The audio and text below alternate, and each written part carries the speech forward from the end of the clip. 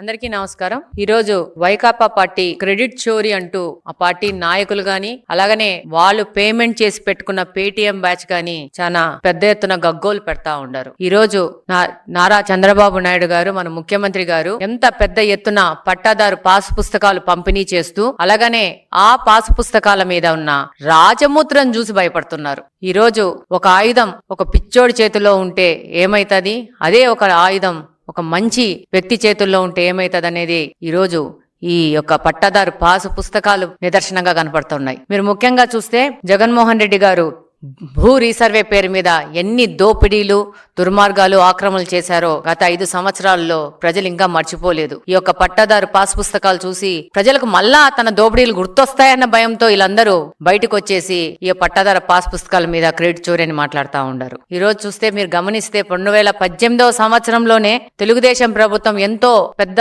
ముఖ్య ఉద్దేశంతో మంచి ఉద్దేశంతో ఈ యొక్క భూ రీసర్వే ప్రక్రియను మొదలుపెట్టింది. ఈ రోజు చూస్తే ఆ రోజే తెలుగుదేశం పార్టీ అధికారంలో ఉన్నప్పుడే జగ్గయ్యపేటలోని తక్కెళ్లపాడులో భూ రీసర్వే పేరు మీద ఒక పైలట్ ప్రోగ్రాం మొదలుపెట్టి ఆ రోజు కంటిన్యూస్ ఆపరేటింగ్ రెఫరెన్స్ స్టేషన్స్ ద్వారా భూములు రీసర్వే చేసే విధంగా జీవో నెంబర్ 1348 ను 2018 సెప్టెంబర్ 25వ తేదీనే తెలుగుదేశం పార్టీ జారీ చేసింది. 2019లో ఒక దురదృష్టవశాత్తు పార్టీ ఓడిపోవడము, వైకాపా పార్టీ అధికారంలోకి రావడము, ఈ భూ సర్వేని ఒక దోపిడీ చేయడానికి ప్రజల భూములని ఆక్రమించుకోవడానికి వాడుకొని వాళ్ళు ఒక అవకాశంగా తీసుకొని వాళ్ళు కన్నుబడ్డ ప్రతి ఒక్క భూమిని వాళ్ళు లాక్కునే ప్రయత్నం చేశారు. ఈరోజు ఈ భూ సర్వేల వివాదాలు సృష్టించి ఈ భూ సర్వేతో రీసర్వే పేరుతో ప్రజల మధ్యన వివాదాలు సృష్టించి న్యాయపరంగా సాయం దక్కకోకుండా వైసీపీ నాయకులు 2 రకాల పద్ధతులను ఈరోజు చేశారు.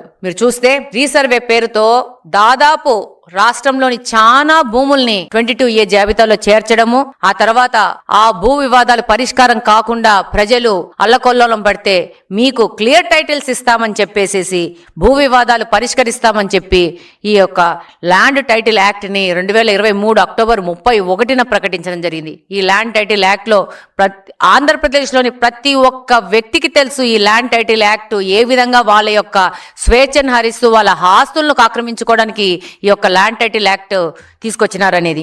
దీని ప్రకారము ఏవైనా భూమి యొక్క సమస్యలు తలెత్తితే భూ అప్పిలేటుకు పోవాల్సి ఉంటది అని ఈ ల్యాండ్ టైటిల్ యాక్ట్ లో చేర్చి ఈ ట్రిబ్యునల్ పరిష్కారాలన్నీ ఈ ట్రిబ్యునల్ అప్పిలేట్ లోకి పోయే విధంగా తయారు చేశారు. దీంట్లో ఈ యొక్క అప్పిలేట్ ట్రిబ్యునల్ లో ఉండాల్సిన అధికారులు నీతి ఆయోగ్ చెప్పిన ప్రకారము నిపుణులు, బాధ్యతాయుతమైన అధికారులు అలాగనే న్యాయ అధికారులు ఉండాలని చెప్పేసి ఈ అప్పిలేట్ ట్రిబ్యునల్ లో నియమించాలని నీతి ఆయోగ్ చెప్తే వైకాపా పార్టీ ఏం చేసింది, ఎనీ పర్సన్ అనే పాయింట్ ని చేర్చి నీతి ఆయోగ్ ని కంప్లీట్ గా పక్కన పెట్టేసి ఈ యొక్క ట్రిబ్యునల్ లో కంప్లీట్ గా వాళ్ళ యొక్క కార్యకర్తల్ని పెట్టుకునే విధంగా ఒక పెద్ద ఆలోచన చేసి ప్రజల ఆస్తులను హరించడానికి, ప్రజల ఆస్తులను కొల్లగొట్టడానికి 2023లో పెద్ద ప్రణాళికను రచించింది. దీంట్లో ప్రకారము ఈ యొక్క ల్యాండ్ టైటిల్ యాక్ట్ ప్రకారము ఏవైనా భూ సమస్యలు వస్తే స్థానిక కోర్టులకు పోయే పరిస్థితి లేకుండా చేసి, ఏదైనా కోర్టులకు పోవాలంటే హైకోర్టు పోయే విధంగా ఈ యొక్క చట్టాన్ని తయారు చేసి ఈ యొక్క రిజిస్ట్రేషన్ ఆఫీసుల చేతిలో రెవెన్యూ వ్యవస్థను మొత్తం ఇరికించేసి రెవెన్యూ వ్యవస్థను నాశనం చేయాలనే ఒక దురుద్దేశంతో ఈ యొక్క ల్యాండ్ టైటిల్ యాక్ట్ ను తీసుకురావడం జరిగింది. రిజిస్ట్రేషన్లు చేశాక ఒరిజినల్ డాక్యుమెంట్స్ ఇవ్వరు, దాని బదులు డూప్లికేట్స్, జిరాక్స్ కాపీలు ఇస్తాము, మీ యొక్క ఆస్తులన్నీ మా దగ్గర భద్రపరుచుకుంటాము అని చెప్పి ఒక ప్రైవేట్ వ్యవస్థకి, ప్రైవేట్ వ్యక్తులకి, ఒక కంపెనీకి ఈ యొక్క మన ఆస్తుల డాక్యుమెంట్స్ అని ఇస్తామని చెప్పి ఈ యొక్క చట్టంలో చేర్చింది. అసలు మా ఆస్తులు మీ దగ్గర ఎందుకు ఉండాలి? పేపర్లు మా ఆస్తులు మా పెద్దలు మా తాతలు ఇచ్చారు. ఈ యొక్క భూ ప్రపంచంలో పుట్టినప్పటి నుంచి ఇప్పటి వరకు ఎవరి ఆస్తులు సంబంధించిన పేపర్లు వాళ్ళ దగ్గరే ఉంటాయి. కొత్తగా వైకాపా పార్టీ ఈ యొక్క ఆస్తులన్నింటినీ మా దగ్గర పెట్టుకుంటాము అని చెప్పి వాళ్ళకి ఎప్పుడు కావాలంటే అప్పుడు ఏ ల్యాండ్ మీద కన్ను పెడితే ఆ ల్యాండ్ కాజేయడానికి ఒక పెద్ద ఎత్తున ప్రణాళిక రచించి ఈ యొక్క ల్యాండ్ టైటిల్ యాక్ట్ ని మన దాని మీద రుద్దాలనుకుంది. ప్రజలందరూ 2024 ఎలక్షన్ లో వీళ్ళ యొక్క దురుద్దేశాలను కనుక్కున్నారు. 2019లో చేసిన తప్పుల్ని వాళ్ళు సరి చేసుకొని ఈ రోజు 2024లో ఒక భారీ మెజారిటీని తెలుగుదేశం పార్టీకి, కూటమి ప్రభుత్వానికి ఇచ్చి వాళ్ళని కాపాడుకున్నారు ప్రజలు. ఈ రోజు చూస్తే వైకాపా పార్టీ చేసింది ఇంకోటి ఏంటంటే సర్వే రాళ్ళని చెప్పేసేసి ఒక వాళ్ళ నాయకుడి బొమ్మ వేసుకొని ఆ బొమ్మని పాతి దానికి గాను 650 కోట్లు ప్రజాధనాన్ని దుర్వినియోగం చేసింది. మా ల్యాండ్లలో దిష్టి బొమ్మలు పెట్టుకోవాలంటే మేము పెట్టుకుంటాం. ప్రభుత్వ ఖర్చుతో పెట్టుకోవాల్సిన అవసరము ఈ యొక్క ఆంధ్రప్రదేశ్ లోని ఏ ఒక్క రైతుకు గాని, ఏ ఒక్క భూమి యజమానికి గాని అక్కర్లేదు.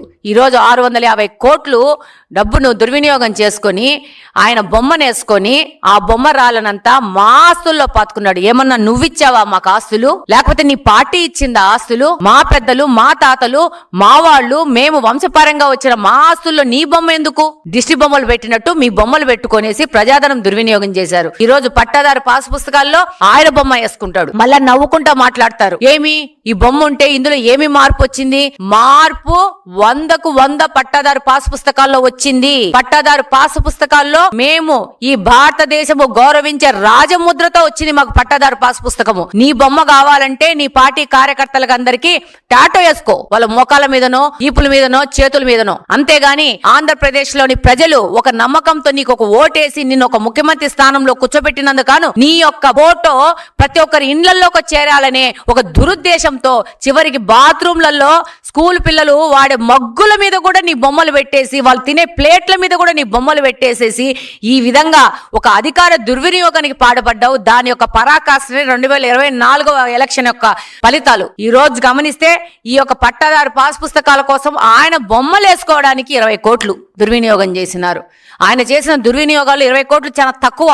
కానీ మా ఇండ్లల్లో నీ బొమ్మ పంపించడానికి వేసిన యొక్క ఒక్క దురుద్దేశంతో కూడిన ఆలోచన ఇది ప్రజలందరూ గుర్తించినారు. అలాగనే కాకుండా ఈ రోజు ల్యాండ్ టైటిల్ యాక్ట్ ని ప్రభుత్వం రాగానే కూటమి ప్రభుత్వము దాన్ని రద్దు చేస్తామన్నారు, రద్దు చేశారు. రద్దు చేసి ప్రజలు హర్షాతికతనాలు వెలుబుచ్చారు. అలాగనే భూ రీసర్వే మళ్ళా మొదలుపెట్టి చాలా ట్రాన్స్పరెంట్ గా, చాలా డీటెయిల్ గా, చాలా సాంకేతికంగా ఈ యొక్క భూ సర్వే పూర్తి చేయడం జరిగింది.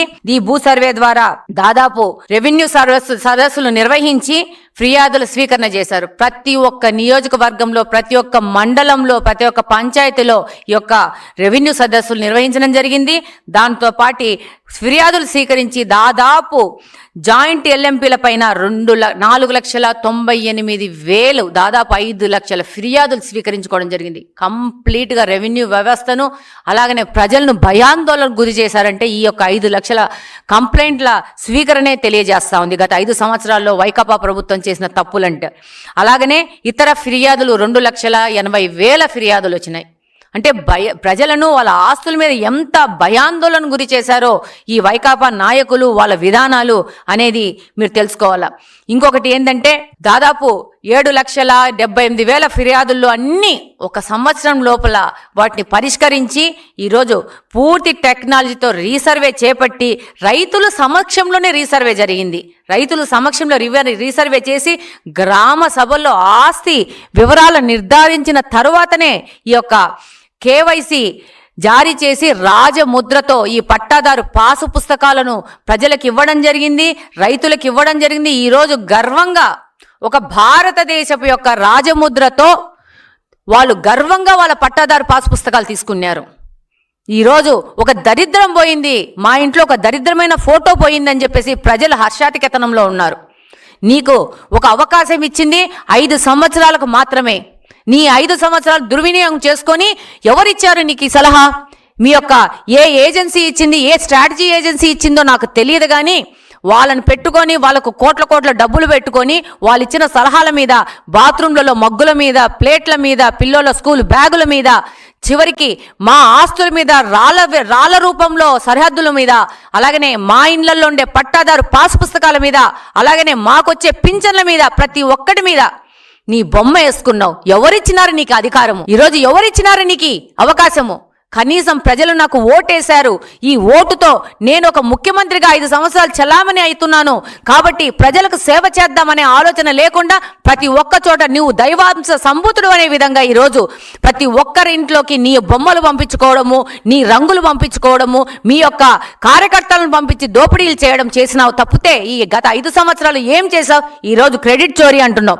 మీ వాళ్ళు మాట్లాడతారు, పేటీఎం వాళ్ళు హాస్యాస్పదంగా మాట్లాడతారు. ఒక నోటు చూపించి ఆ నోట్లో గాంధీ బొమ్మ చూపించి ఈ గాంధీ బొమ్మ ఉంది, ఈ డబ్బు నీదంటావా నాదంటావా అని మాట్లాడుతున్నంత ఒక తెలివి తక్కువ పేటీఎం బ్యాచ్ని మెయింటైన్ చేసుకుంటున్నావు. గాంధీ గారికి, నీ వైకాపా పార్టీకి, ఆ వైకాపా పార్టీలోని నాయకులకి నక్కకు నాగలోగానికి ఉన్న తేడా ఉంది. అసలు గాంధీ మహాత్ముడితో మీరేంటి అసలు పోలిక పెట్టుకోవడము? గాంధీ మహాత్ముడు ఎవరు?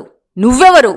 నువ్వు లక్షల కోట్లు దోచుకున్న ఒక పార్టీ పెట్టుకొని ఒక పొలిటికల్ బుస్కుల్లో లక్షల కోట్లు దోచుకున్న దుర్మార్గుడివి, ప్రజల సొమ్ము దోచుకున్న దుర్మార్గుడివి, ఒక అవినీతి పరుడివి. అవినీతి పార్టీ మీది. గాంధీ మహాత్ముడితోనా మీరు పోటీ పడేది? గాంధీ మహాత్ముడితోనా మిమ్మల్ని పోల్చుకుండేది? అసలు మనకి ఏదైనా మాట్లాడేటప్పుడు సిగ్గు పడతాము, సిగ్గు అనేది ఉండదా మనకు? ఈ రోజు ప్రజలందరూ చాలా సంతోషంగా ఉన్నారు. వారు పట్టాదారు పాసు పుస్తకాలు తీసుకొని దాని ముందున్న రాజముద్ర తీసుకొని రాజసంగా ఇది మా పట్టాదారు పాసు పుస్తకం అని చెప్పి అందరు తెలియజేసుకుంటా ఉన్నారు. Please subscribe to Leo news for more videos.